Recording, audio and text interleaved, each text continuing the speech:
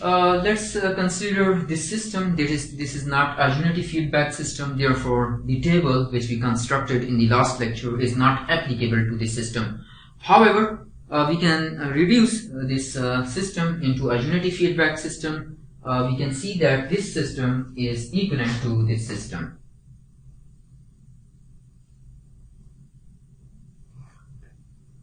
The two systems are equivalent. We have added one loop over here, that is this C of s minus C of s is subtracted, and the same minus C of s is added to it. So we have not made any change. This system is the same as this one, and this can be further rewritten into this form, redrawn into this form.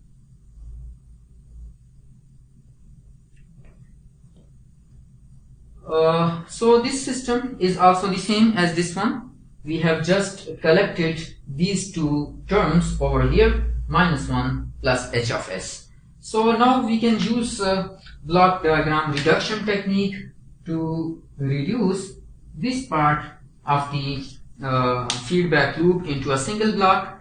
We remember that the equivalent transfer function for this feedback loop is equal to the forward transfer function divided by 1 minus forward transfer function into the transfer function in the feedback path. That is, this system is equivalent to this particular system.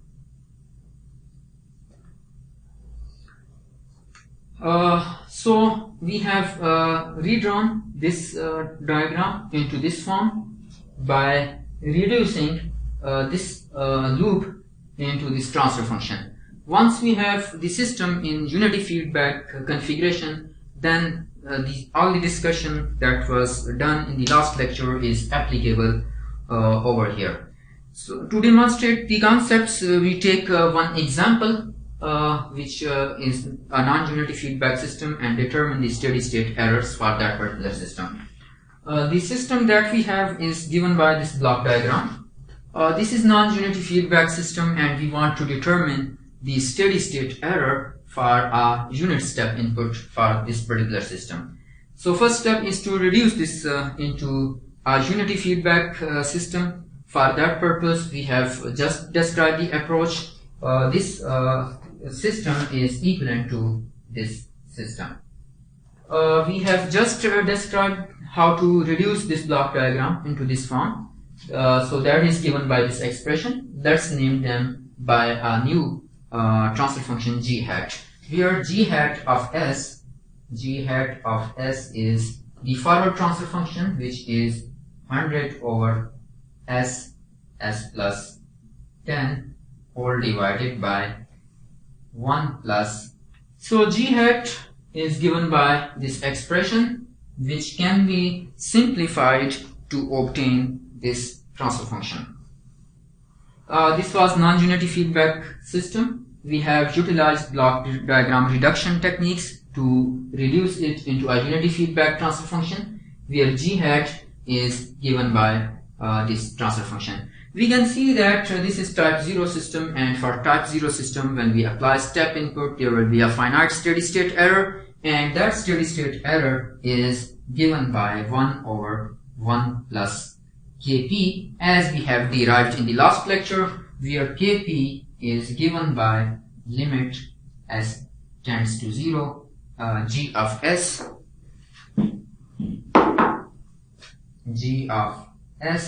when we substitute this limit over here, then what we get is 100 multiplied by 5 divided by 0, 0, 0, so minus 400, and then this numerical value comes out to be equal to minus 5 by 4. Therefore, steady state error is 1 over 1 minus 5 by 4, which is equal to, so the steady state error for a step input for this particular system comes out to be equal to minus 4.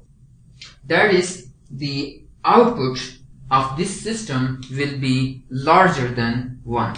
That is, you will have this situation when you apply a unit step input, then output of the system will finally rise to, after transients, it will rise to a value of 5.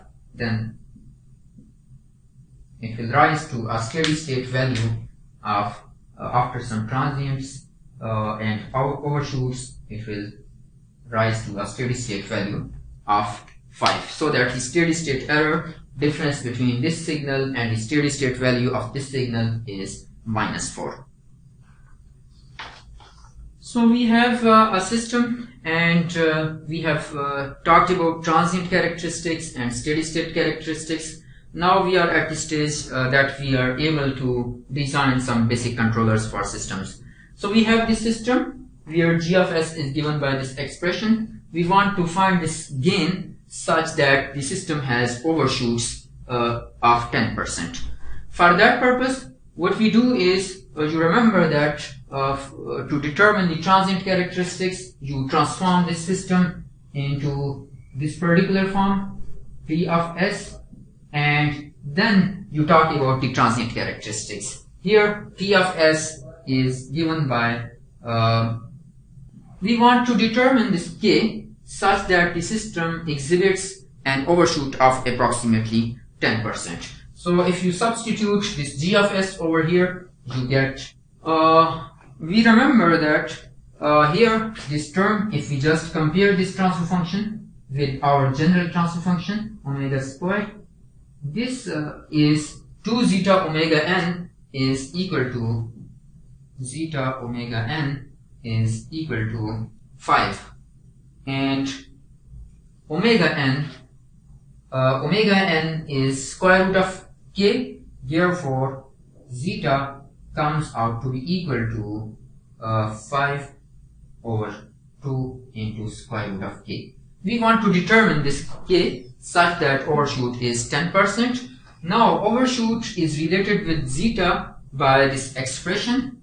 Zeta is equal to, so overshoot is related with zeta by this expression. We want an overshoot of approximately 10%. If we substitute 10% into this expression, zeta comes out to be approximately equal to 0.591. So then, utilizing this expression, we can find the value of k, which comes out to be equal to 17.9. So if we use this gain in this particular system, then overshoot in this system will be approximately 10%. So this is the simple strategy to design controllers for systems. The approach is simple. We are given with specifications, and then based on specifications we determine different parameters and of the controller to determine to design that particular controller. Let's take a few more examples to demonstrate the concepts of steady state errors and design of simple controllers. For that purpose, we take some problems from the book, and let's discuss those problems. So we have a system given by this block diagram where g of s is given by this expression, and we want to determine the steady state error for different types of inputs. U of t is a unit step input, so 25 into u of t is a step input with amplitude 25. T multiplied by u of t is a ramp input, and this is acceleration input. What we can see is that this is type 1 system, and for type 1 system, if we apply a step input, then steady state error is 0. We have derived it in the last lecture. We had constructed a table, and we can see that it is type 1 system. Therefore, for step input, the steady state error will be equal to 0. For ramp input, the steady state error, if you remember that table, that comes out to be infinity. And for ramp input, if you had a unit ramp input, then steady state error would be 1 over kV. And since you have a ramp of 37, then ramp with slope of 37, therefore the steady state error will be 37 over kV. 37 over kV. Where you remember that kV is equal to limit s tends to 0 s into g of s. If we substitute this limit over here, this s will be cancelled out with this s, and in the rest of the terms, if you substitute s equal to 0, we have 450 multiplied by 8 multiplied by 12 multiplied by 15 whole divided by 38 and 28. And if you simplify this expression, it comes out to be equal to 609.02. Therefore, steady state error for ramp of slope 37 is equal to 37 divided by this number, which is 0.06.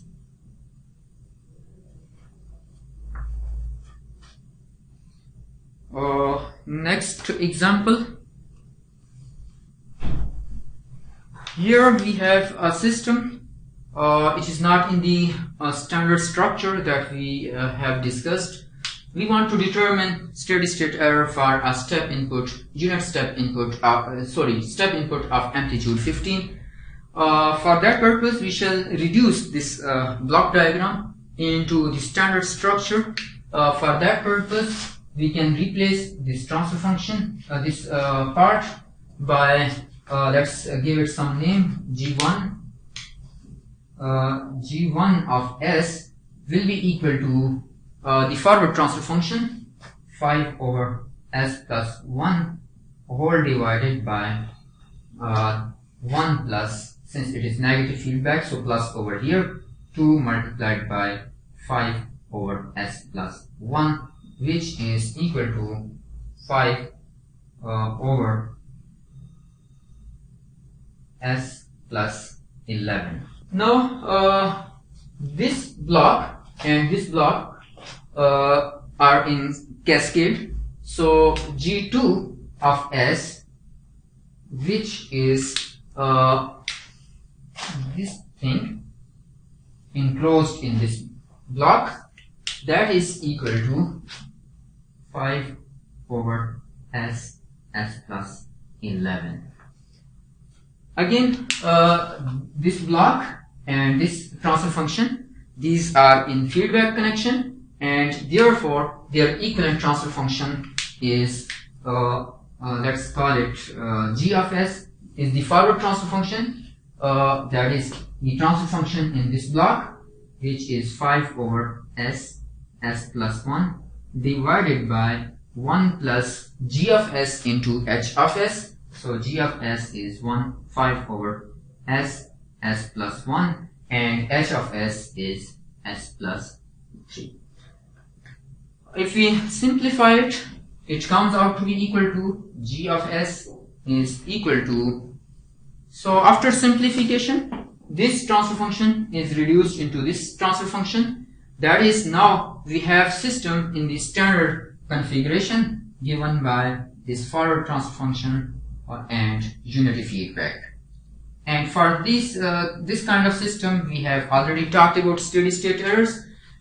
This is type 0 system, and steady state error for a step input will be some constant. If we had unit step input, then steady state error would have been 1 over 1 plus kp. However, we have a step of amplitude 15, so therefore steady state error is 15 over 1 plus kp, where kp is equal to limit s tends to 0 g of s, this transfer function, which is 5 by 3. If we substitute this limit into this transfer function, we get 5 over 3, and therefore the steady state error is 1 over 15 over 1 plus 5 by 3, which comes out to be equal to 45 over 8.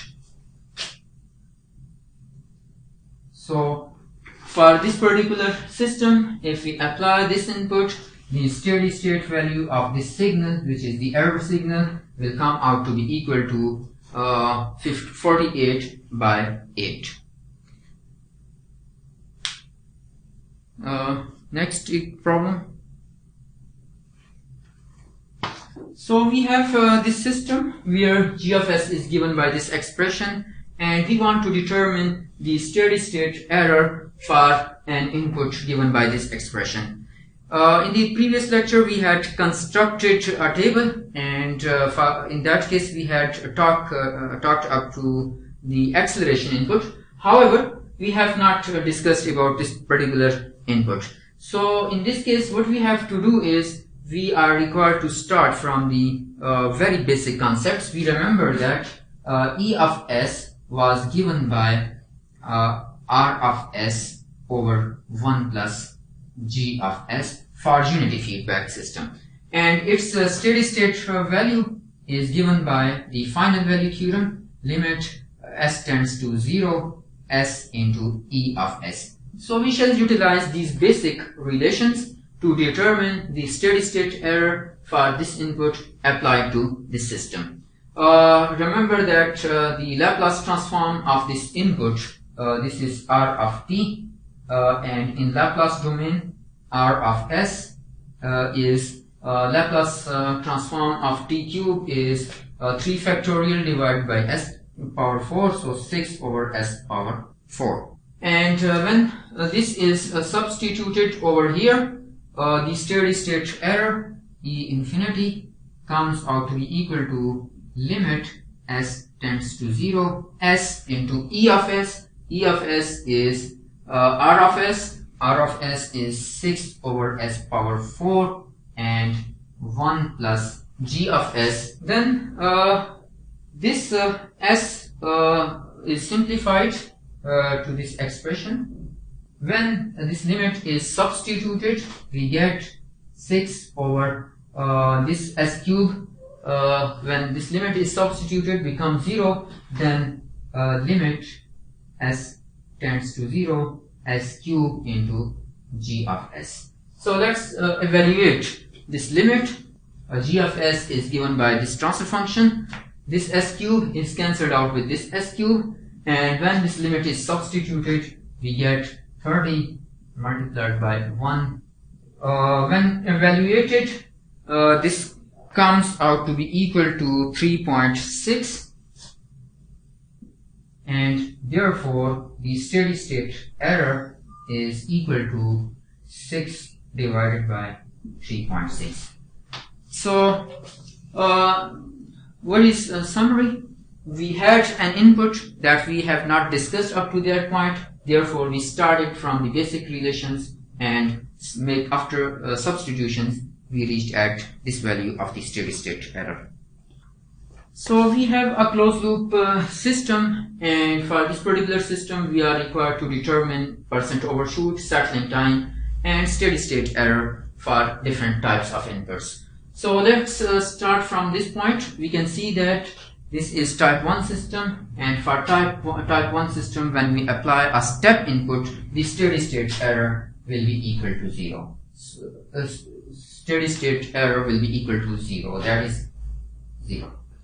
For acceleration input, we remember from the table that we had constructed E infinity for acceleration input when you have type 1 system will be equal to infinity. For type 1 system, when you apply a ramp input, the steady state value of the error signal is 1 over kV for unit ramp. It is ramp with slope 5, so 5 over kV, where kV is, when we substitute this limit, this s is cancelled with this s, and then 1250 divided by 50, which is 25. This 0, and 25. And therefore, the steady state value of this error signal for ramp input of slope 5 is given by 5 over 25, which is 1 over 5. To talk about transient characteristics, you remember that you are required to first transform this block diagram into this form. That is the input and the output. This transfer function is simply equal to the forward transfer function divided by 1 plus transfer function in the forward path, and after simplification we can observe it. It will come out to be 1250 divided by s square plus 50s plus 1250. From this transfer function we can compare it with our standard transfer function. This is omega n squared, and therefore omega n comes out to be equal to square root of 1250. And this is 2 multiplied by zeta multiplied by omega n, which is 50. So this implies that omega n is approximately equal to 35.35. And from here we can compute zeta. Zeta comes out to be equal to 0.707. Once we have the numerical value of omega n and zeta, then we can utilize the relations that we have derived for overshoot and settling time to determine them. Overshoot, you remember, is given by percent overshoot is if you substitute this numerical value of zeta into this expression, then you can compute the value of overshoots. The settling time, we have already derived the expression for settling time, which is given by 4 over zeta omega n.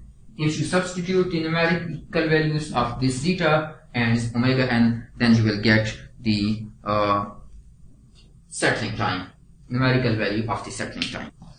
So we have a unity feedback system with this transfer function. Here k, alpha and beta are 3 tunable parameters. We want to determine their numerical value such that these design specifications are achieved.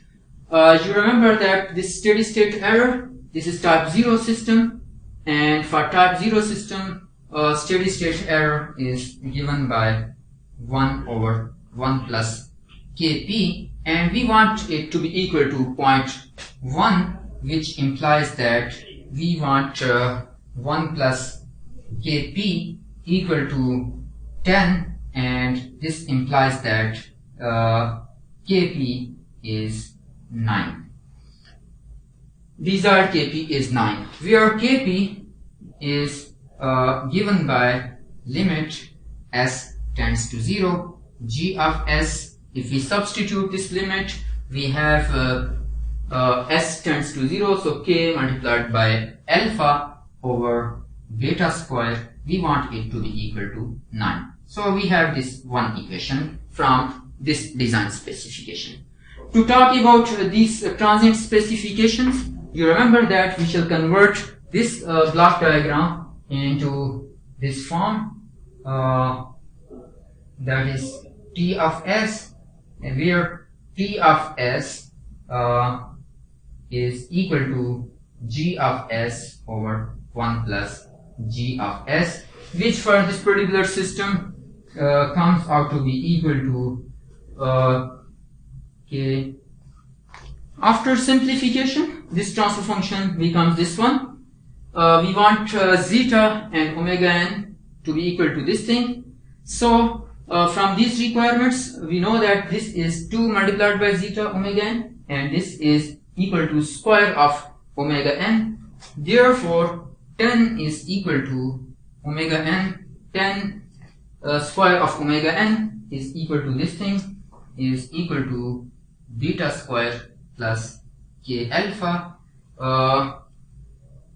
So this is our second equation, which comes from this design specification.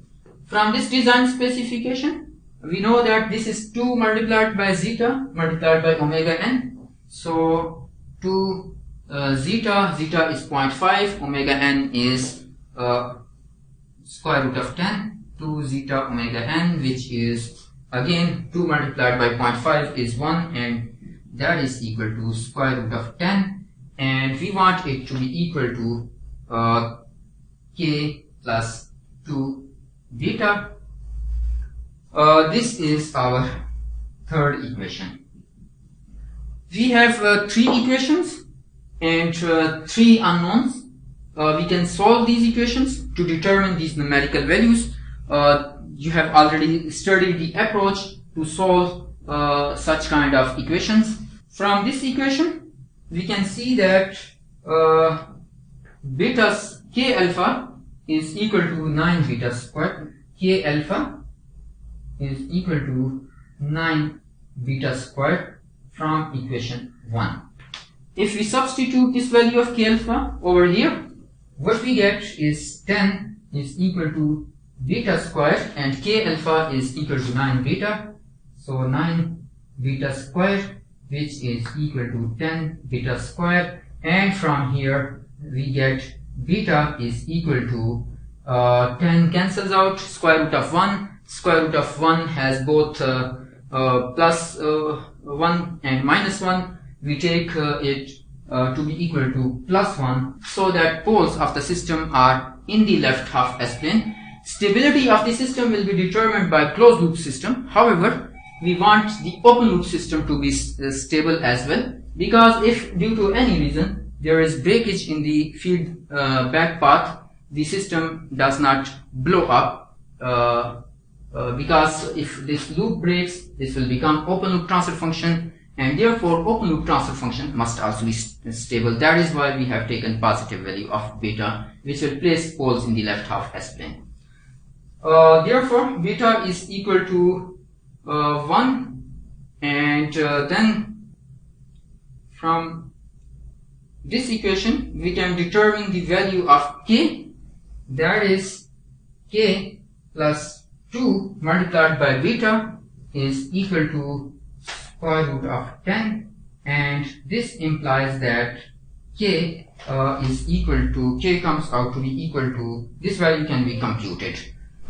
Once we have k and beta, then alpha can be determined from this expression. K alpha beta we have already computed is equal to 1, so 9. We compute the value of k from this equation, and therefore we get the value of alpha. As a homework, you are required to solve problem 29 from the book by Norman Knights. It's problem 28.